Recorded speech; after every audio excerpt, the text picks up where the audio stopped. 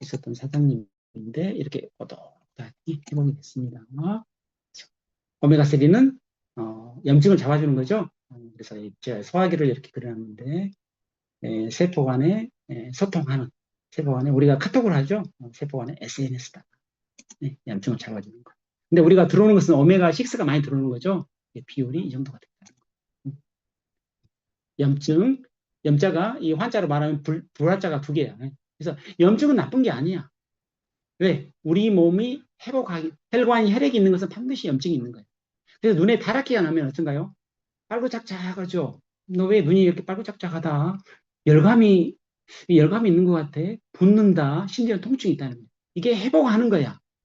그래서 면역세포가 관여하는 거야. 근데 이게 오래되면 문제가 되는 거죠. 네. 그래서 이렇게 임상을 했다는 거. 근데 어떤 것과 스타틴, 병원에서 처방하는 스타틴과 임상을 했다는 거.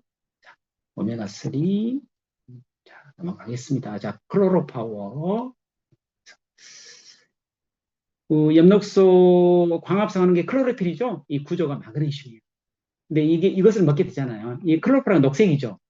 이렇게 적색피로 바뀌어요. 헤모글로빈은 가운데가 철이잖아요. 이렇게 녹색피가 적색피로 바뀌게 된다는 거. 그리고 우리 몸이 산성화된 것을 알칼리로 이렇게 바꿔줄 수도 있다는 거. 조혈작용을 한다는 거. 넘어가겠습니다. 그 다음에 두 번째 장입니다. 우리가 혈관의 문제, 그 다음에 장관의 문제. 세 가지입니다.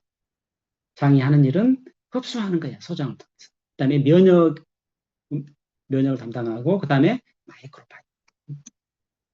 자, 소화되는 과정을 봐볼까요? 여러분들 식사하셨죠? 식사하시는 중인가요? 그래서 이렇게 음식이 들어옵니다. 소화 과정은 입부터 어디까지? 항문까지. 이게 소화의 주 트랙이야. 그래서 소화 잘 쪼개서 흡수하는 거야. 자, 어디를 통해서 흡수한다? 작은 창자, 소장을 통해서.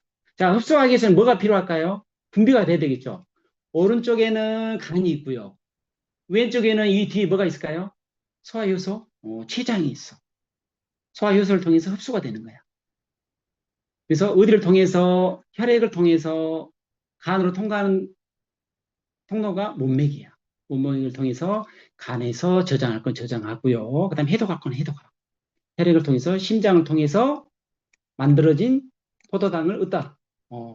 마이토콘드리아에다가 가서 에너지를 만드는 거예요. 자, 소화라는 거. 자, 잘개척해서 이렇게 흡수하는 거. 자, 근데 우리가 어디를 청소한가요? 우리가 음식물이 처음 들어오는 첫 관문. 소장을 청소하는 거죠. 소장은 이렇게 나눠져 있고요. 이렇게 돌림주름으로 되어 있어. 왜? 흡수를 많이 해야 되니까. 그래서 입부터 항문까지 9m가 되는데 3분의 2에 해당이 돼야 돼. 내가 어떻게 먹었는데. 최대한 흡수하는 거예요. 그래서 펴져 있는 것보다는 이렇게 돌림주름으로 펴져 있는 게 낫겠죠. 이거를 갖다 현미경으로 확대해서 보면은 육모가 되고요. 이 육모는 5천여 개의 미세인물이 있어요. 근데 입자가 작은 것은 동맥의 모세혈관에서 흡수가 되고요. 입자가 큰 지방 같은 경우는 안주관을 통해서 림프를 통해서 흡수가 됩니다. 그래서 근데 우리